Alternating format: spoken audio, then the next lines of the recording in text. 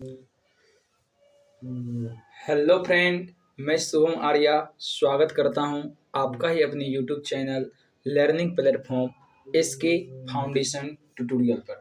Friend, आज के इस वीडियो लेक्चर में हम लोग देखने जा रहे हैं भारत के भूगोल को, जो कि प्रत्येक एग्जाम के दृष्टिकोण से बहुत ही ज़्यादा वीवीआई रहने वाला है। तो चलिए बिना वक्त गवाएं अपने वीडियो को स्टार्ट करते हैं। लेकिन उससे पहले आप सभी फ्रेंड्स से मेरा छोटा सा रिक्वेस्ट है, यदि वीडियो आपको पसंद आए तो इसे लाइक कीजिए, कमेंट कीजिए और अपने दोस्तों में अधिक से अधिक शेयर कीजिए। चलिए हम लोग चलते हैं अपने क्वेश्चन स्क्रीन पर, टॉपिक स्क्रीन पर, जो भी आज की वीडियो में हम लोग कवर करने वाले हैं। देखिए, आज हम लोग सबसे पहले पढ़ेंगे भारत का क्षेत्रफल और उसके बारे में सामान्य जानकारी। लेकिन उससे पहले आप सभी को बता दें कि भारत जो है हमारे सांस्कृतिक विविधता में विश्व के अन्य देशों से अलग है। यदि हम बात करते हैं भारत की प्राकृतिक विविधताओं को लेकर, तो जिस प्रकार की विविधता हमारे भारत में देखने को मिलता है, वैसा अन्य किसी भी देश में हम लोग को देखने को नहीं मिलता है।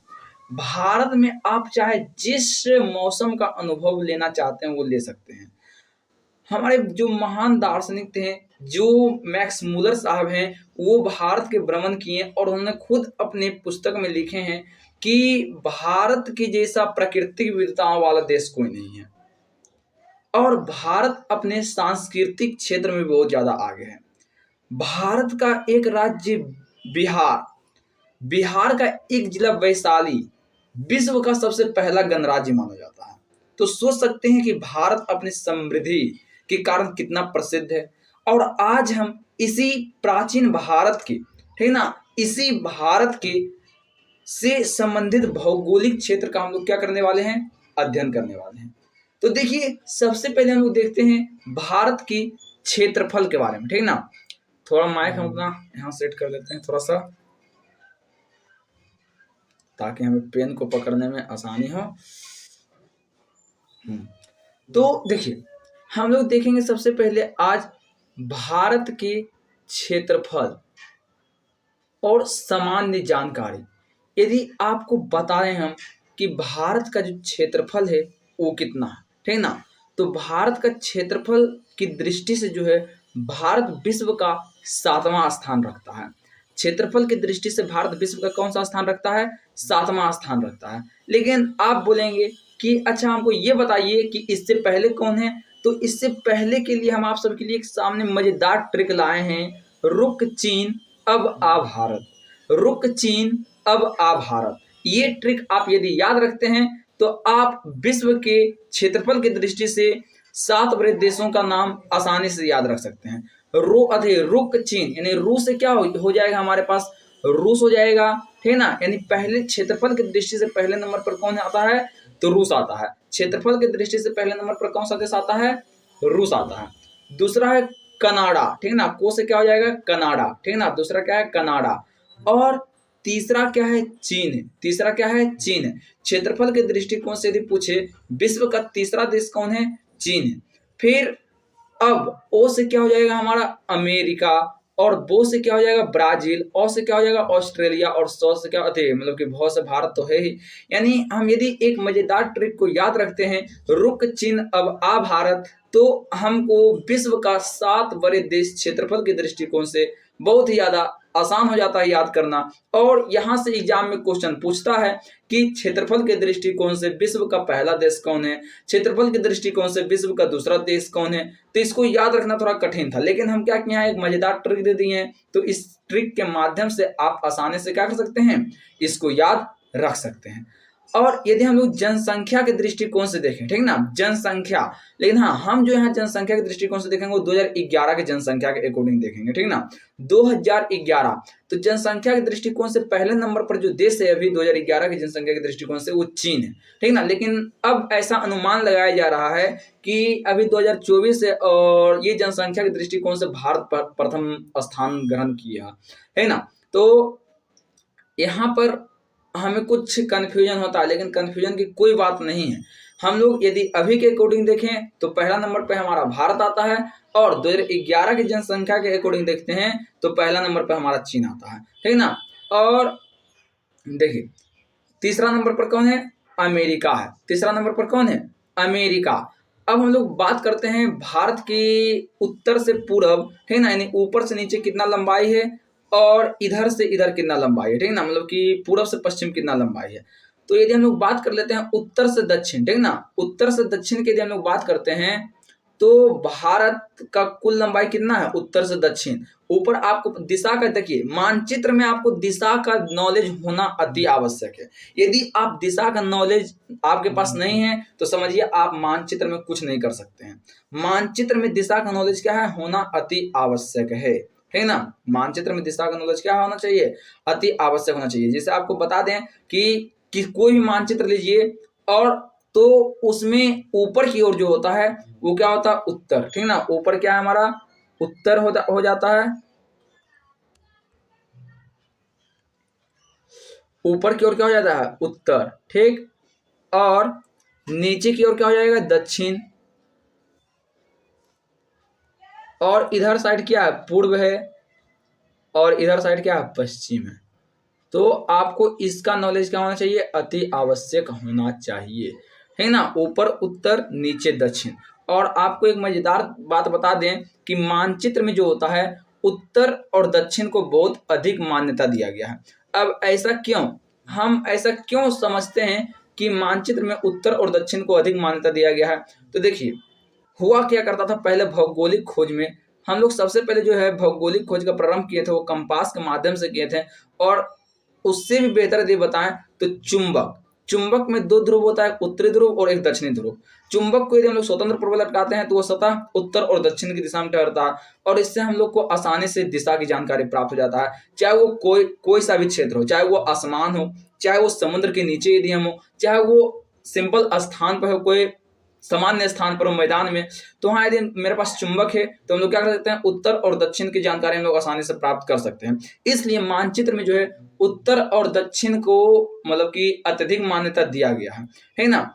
तो यदि हम बात करते हैं भारत को लेकर तो भारत को जो है जम्मू कश्मीर से लेकर, है ना, जम्मू कश्मीर से लेकर और नीचे जो राज्य हमारा है केरल, है ना, वहां तक इसकी कुल लंबाई कितना है, 3214 किलोमीटर। वहां तक इसकी लंबाई कितना है, 3214 किलोमीटर। और इधर गुजरात से लेकर यदि हम लोग इस साइड तरफ देख रहे हैं तो उसका जो टोटल लंबाई कितना है वो 2933 किलोमीटर है। कितना है, 2933 किलोमीटर है। और यदि हम लोग भारत के क्षेत्रफल की बात करते हैं तो भारत का जो क्षेत्रफल है वो 32,87,263 वर्ग किलोमीटर है, ठीक ना। भारत का क्षेत्रफल कितना है, 32,87,263 वर्ग किलोमीटर, ठीक ना, 263। या फिर आप इसको शोर में यदि याद रखना चाहते हैं तो आप रख सकते हैं 32.8 लाख वर्ग किलोमीटर क्या है भारत का क्षेत्रफल है, जो कि संपूर्ण विश्व का, ठीक ना, जो कि संपूर्ण विश्व का कितना गुना है, तो संपूर्ण विश्व का 2.42% है, ठीक ना। कितना है, 2.42% है संपूर्ण विश्व का, ठीक। चलिए अब हम लोग अपने अगले टॉपिक की ओर बढ़ते हैं, है ना। हमारे पास आगे है भारत की जलीय और स्थलीय सीमा। यदि देखिए हम लोग भारत की जलीय और स्थलीय सीमा की यदि हम लोग बात करते हैं, है ना,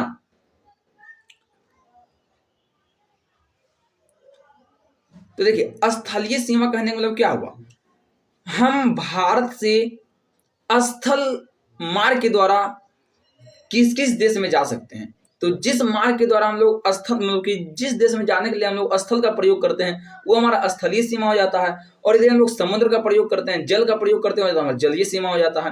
यदि हम लोग बात करते हैं भारत की स्थलीय सीमा को लेकर तो भारत की स्थलीय सीमा रेखा की कुल लंबाई जो है वो 15,200 किलोमीटर है। कितना है, भारत के स्थलीय सीमा रेखा की कुल लंबाई कितना है, 15,200 किलोमीटर है। अब इसको हम लोग जानेंगे कैसे, देखिए आपको क्या करना है, गुजरात के उत्तरी ओर से शुरू करना है एकदम सबसे शीर्ष बिंदु पर, यहाँ पर, ठीक ना, यहाँ पे आपको शुरू करना है। और यहाँ से आप यदि नापेंगे इसकी कुल लंबाई, ठीक ना, यहाँ से आप यदि कुल लंबाई नापते हैं लगभग मिजोरम तक, ठीक ना, मिजोरम तक नापते हैं तो आपको इसकी कुल लंबाई कितना मिलेगा, 15,200 किलोमीटर मिलेगा, ठीक ना। कितना मिलेगा, 15,200 किलोमीटर मिलेगा, ठीक। उसके बाद यदि हम लोग बात करते हैं भारत की जलीय सीमा को लेकर, तो भारत का जो जलीय सीमा रेखा का हमारा कुल लंबाई हो जाएगा, कितना हो जाएगा? भारत की जलीय सीमा रेखा यानी कहने का मतलब वो गुजरात के सबसे दक्षिण से हम लोग क्या करते हैं, स्टार्ट करते हैं, और महाराष्ट्र हो गया, गोवा हो गया, ठीक ना, केरल हो गया, ये सब को यदि हम लोग लेते जाते हैं तो लगभग फिर यहाँ लास्ट मिजोरम तक हमारा जो मिलता है वो कितना मिल जाता है, वो हमारा मिल जाता है ये 6100 किलोमीटर मिल जाता है। कितना मिल जाता है? 6100 बड़े किलोमीटर मिलता है, ठीक ना, कितना मिल जाता है? 6100। ठीक, ये हम सिर्फ कर रहे हैं भारत की मुख्य जलीय सीमा की बात। लेकिन अब हम लोग जानते हैं कि लक्षद्वीप और अंडमान निकोबार द्वीप क्या होता है। लक्षद्वीप और अंडमान निकोबार द्वीप समूह जो है वो भारत में ही आ जाता है, ठीक ना। अंडमान और निकोबार द्वीप समूह कहाँ आ जाता है? भारत में ही आ जाता है। तो यदि हम लोग अंडमान और निकोबार द्वीप समूह को मिलाकर भारत की कुल जलीय सीमा रेखा की लंबाई निकालते हैं तो वो कितना आ जाता है हमारे पास? वो हमारे पास जो आ जाता है वो कितना आ जाता है? वो 7516.6 किलोमीटर आ जाता है।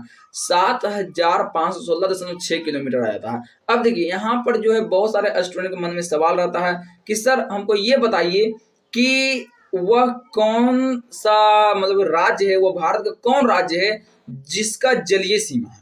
और स्थलीय सीमा के बारे में तो अधिकतर को लोग को पता होता है, लेकिन जलीय सीमा तो इसके लिए आपको याद नहीं करना होगा, बल्कि आपको इसके लिए मानचित्र को ध्यान में रखना होगा कि भारत का मानचित्र मतलब कि आप यदि ध्यान में रख रहे हैं तो आप आसानी से बता सकते हैं कि भारत के किस किस राज्य के पास जलीय सीमा है और किसके पास नहीं है। ऐसे हम बता देते हैं। देखिए, आप जलीय सीमा की यदि हम लोग बात करते हैं तो हम लोग जानते हैं कि इस साइड क्या है, भारत के इस साइड जो है अरब सागर। इसको थोड़ा हम लोग जूम करते हैं ताकि हमें बताने में आसानी हो।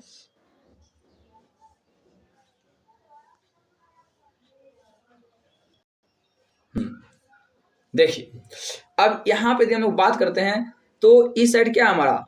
इस साइड तो हमारा अरब सागर है, इस साइड क्या है? बंगाल की खाड़ी है, यानी जल ही जल है। और हम लोग जान रहे हैं कि नीचे में क्या है? नीचे में तो हमारा भारत का हिंद महासागर है, जो कि भारत ही एक ऐसा विश्व का देश है जिसके नाम पर क्या है? एक महासागर है, नीचे में हिंद महासागर है यहाँ पर, ठीक ना।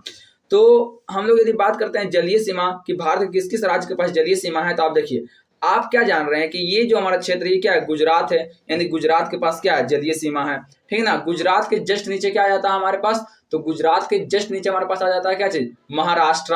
तो महाराष्ट्र के पास भी क्या अपना जलीय सीमा है, ठीक ना। महाराष्ट्र के पास जलीय सीमा है। उसके बाद हमारे पास क्या? यहाँ देखिए छोटा सा क्या है? गोवा। गोवा के पास हमारा क्या है? जलीय सीमा है, ठीक ना। गोवा के पास जलीय सीमा है। उसके बाद गोवा के बाद हमारा आ जाता है क्या चीज? कर्नाटका। कर्नाटका के पास अपना जलीय सीमा है। उसके बाद केरला के पास अपना जलीय सीमा है, ठीक ना। तमिलनाडु के पास अपना जलीय सीमा है। फिर तमिलनाडु के बाद क्या आ जाता है हमारा? ये आंध्र प्रदेश है, तो आंध्र प्रदेश के पास अपना जलीय सीमा है। उसके बाद देखिए यहाँ आंध्र प्रदेश के बाद क्या आ जाता है? तो आंध्र प्रदेश के बाद आता है यहाँ पर ओडिशा। ओडिशा का क्या अपना जलीय सीमा है, ठीक ना। ओडिशा क्या अपना जलीय सीमा है, तो समझ रहे हैं कि नहीं। यहाँ देखिए इसका ये वाला भाग जो जल से घिरा हुआ है कि नहीं ओडिशा का। इस गुजरात का देखिए ये वाला इधर वाला भाग पूरा क्या है? जल से ही घिरा हुआ है, ठीक ना। महाराष्ट्र का जो है ये भाग पूरा क्या है? जल से ही घिरा हुआ है। और हम जानते हैं कि महाराष्ट्र जो है अरब सागर के किनारे स्थित है, ठीक ना। अरब सागर के किनारे स्थित है। तो ये सभी को मिलाकर यदि हम लोग देखते हैं तो भारत के कुल 9 राज्य के पास क्या है? अपना जलीय सीमा है। भारत के कुल 9 राज्य के पास क्या है? अपना जलीय सीमा है। और 4 केंद्र शासित प्रदेश है जिसके पास अपना जलीय सीमा है। वो 4 केंद्र शासित प्रदेश कौन कौन है? तो आप अनुमान लगा सकते हैं यदि आपके भारत को मध्य मानचित्र यदि ध्यान में है तो सबसे पहले नंबर तो हो जाता है अंडमान निकोबार द्वीप, जिसका क्या अपना जलीय सीमा है, क्योंकि ये तो द्वीप चारों तरफ क्या है? जल से घिरा हुआ है। अंडमान निकोबार, ठीक है ना। देखिए यहाँ पर आइए अंडमान निकोबार, इसका क्या अपना एक जलीय सीमा है, ठीक। उसके बाद लक्षद्वीप के पास अपना एक जलीय सीमा है। देखिए यहाँ पर है लक्षद्वीप, है ना। लक्षद्वीप के पास क्या अपना एक जलीय सीमा है। मालदीव के पास अपना एक जलीय सीमा है। और पुट्टुचेरी के पास अपना एक जलीय सीमा है। पुट्टुचेरी यहाँ पे, ठीक ना। पुट्टुचेरी, सॉरी, पुट्टुचेरी क्या है? यहाँ पे है, लगभग यहाँ, ठीक। तो यहाँ पे क्या है? इसका अपना एक जलीय सीमा है। तो हम बोल सकते हैं कि भारत के जो है 9 राज्य के पास क्या है? अपना एक जलीय सीमा है। 9 राज्य और 4 मतलब कि 4 क्या है, केंद्र शासित प्रदेश के पास क्या अपना एक जलीय सीमा है। वो 9 राज्य कौन कौन है तो हम अभी जस्ट पीछे भी बताएं और एक बार तो फिर से यहाँ देख लीजिए। वो गुजरात है, महाराष्ट्र है, गोवा है, कर्नाटका है, केरल है, तमिलनाडु है, आंध्र प्रदेश है, उड़ीसा है, पश्चिम बंगाल है ना। उसके बाद आते हैं हम लोग यदि केंद्र शासित प्रदेश को देखते हैं तो केंद्र शासित प्रदेश में हमारे पास किसके किसके पास है तो अंडमान निकोबार के पास है, लक्षद्वीप के पास है, पुडुचेरी के पास है और दमन द्वीप के पास है। ठीक, तो ये सब क्या है, इस अपना एक अस्थायी मतलब कि जलीय मार्ग है, ठीक ना। ये भारत के वैसे राज्य हैं, वैसे केंद्र शासित प्रदेश हैं जिसका क्या है अपना एक जलीय सीमा है। चलिए हम लोग अब आगे बढ़ते हैं। आई होप यू कि ये टॉपिक आप अच्छा समझ रहे होंगे।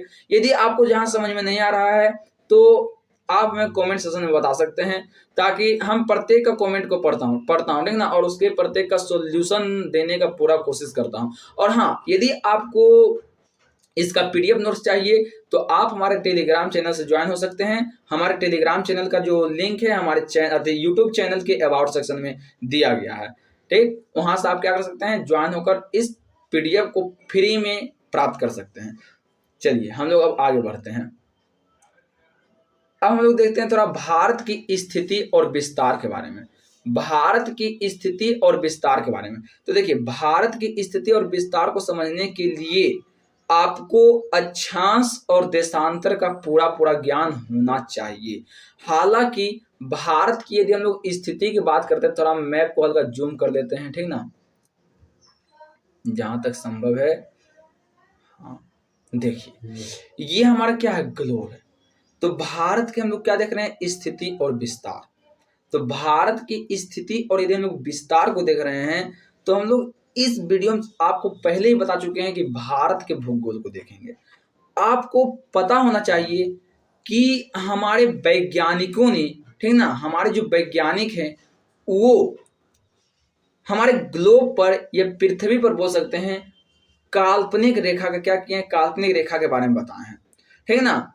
और वो काल्पनिक रेखा जो है ऊपर से नीचे खींचा गया है और दाएं से बाएं खींचा गया है। कहने का मतलब वो उत्तर से दक्षिण, ठीक ना, और पूरब से पश्चिम, ये रेखाएं खींची गई है। और इसी रेखा के आधार पर हम लोग अक्षांशीय और देशांतरीय विस्तार को जानते हैं और समझते हैं। आप लोग को पता होना चाहिए कि हमारी पृथ्वी पर जो है 3 मुख्य रेखा है, जिसमें से पहला का नाम हमारा आता है कर्क रेखा, दूसरा भूमध्य रेखा और तीसरा मकर रेखा। इसमें सबसे ज्यादा महत्वपूर्ण रहता है, यदि हम लोग भारत के भूगोल को पढ़ते हैं तो कर्क रेखा। हाँ, लेकिन यदि आपसे ये पूछ दे कि पृथ्वी को 2 बराबर भाग में बांटने वाला रेखा कौन है, तो पृथ्वी को 2 बराबर भाग में बांटने वाले रेखा का नाम क्या है, तो वो है हमारा भूमध्य रेखा, जिसको हम लोग कहते हैं इक्वेटर। लेकिन अगर जो आपसे पूछ दे कि भारत को लगभग 2 बराबर भाग में बांटने वाला रेखा कौन है, तो वो हमारा आ जाता है क्या चीज, कर्क रेखा। अभी हम लोग सभी के बारे में नॉलेज अध्ययन मतलब कि ग्रहण करेंगे। चलिए सबसे पहले हम लोग समझते हैं कि अक्षांश रेखाएं क्या होती है और देशांतर रेखाएं क्या होती है। अक्षांश रेखाएं क्या होती है और देशांतर रेखाएं क्या होती है। तो देखिए, जो रेखा ऊपर से नीचे की ओर आता है, यानी उत्तरी ध्रुव और दक्षिणी ध्रुव, हम लोग जानते हैं ना कि ग्लोब पर ऊपर वाले भाग को हम लोग क्या कहते हैं, उत्तरी ध्रुव। यानी ये वाला जो हमारा भाग है ये क्या है, उत्तरी ध्रुव है।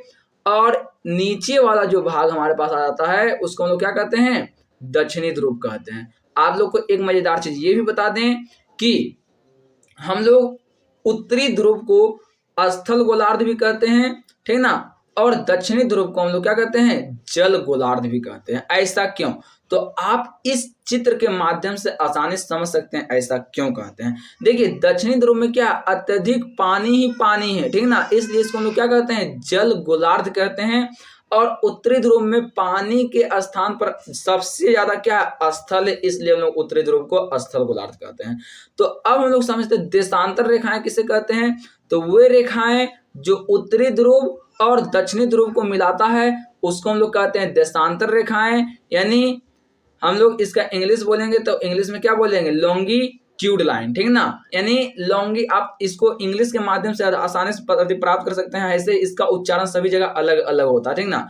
तो लॉन्गिट्यूड या फिर लॉन्गिट्यूड बोल सकते हैं आप, तो लॉन्गी, देखिए नाम है लॉन्गी यानी लंबाई, तो ऊपर से नीचे की ओर लंबाई होता है, यानी ऊपर से जो नीचे रेखा आएगा उसको हम लोग क्या कहेंगे, देशांतर रेखाएं कहेंगे। और एक होता है लेटीट्यूड, जो रेखाएं पश्चिम से पूरब की ओर जाती है, ठीक है ना, जो रेखाएं पश्चिम से पूरब की ओर जाती है उसको हम लोग क्या कहते हैं, उसको हम लोग कहते हैं अक्षांश रेखाएं, यानी लेटीट्यूड लाइन कहते हैं। यानी ये लाइन क्या होता है, लेटल रहता है, ठीक है ना, ये लाइन क्या रहता है, लेटल रहता है, इसलिए इसको हम लोग क्या कहते हैं, लेटीट्यूड। अगर जो आपसे पूछ देगा कि सबसे बड़ा अक्षांश रेखाएं ये लेटीट्यूड लाइन कौन है, तो वो सबसे बड़ा अक्षांश रेखाएं ये लेटीट्यूड लाइन हम लोग भूमध्य रेखा को कहते हैं, ठीक है ना, किसको कहते हैं, भूमध्य रेखा को कहते हैं। और इसका इंग्लिश नाम क्या होता है, इक्वेटर, बहुत ज्यादा फेमस है, ठीक है ना। चलिए ये हो गया हमारे पास, ये आप लोग को आई होप यू समझ गए होंगे कि आखिर अक्षांश रेखाएं क्या होती हैं और देशांतर रेखाएं क्या होती है। देखिए, और हम लोग जो समय में फर्क पाते हैं वो देशांतर रेखा के कारण ही पाते हैं, ठीक है ना। वैसे हम लोग उसका अध्ययन हम लोग करेंगे अगले वीडियो में। पहले ये समझिए भारत की स्थिति और विस्तार क्या है, ठीक। तो अब हम लोग ये समझ गए कि देशांतर